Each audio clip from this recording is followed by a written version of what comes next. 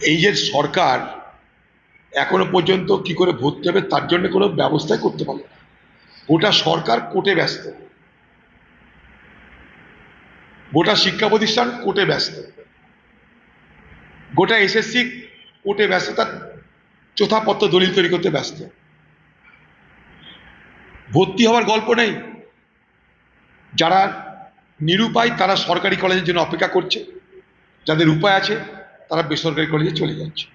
মাঝখানে কি হচ্ছে, পশ্চিমবঙ্গে বেসরকারি কলেজের রমরমা বাড়ছে এবং প্রত্যেকটি বেসরকারি কলেজ, বাংলায় খোঁজ নিয়ে দেখুন, প্রত্যেকটি বেসরকারি কলেজের মাথা তৃণমূলের নেতারা।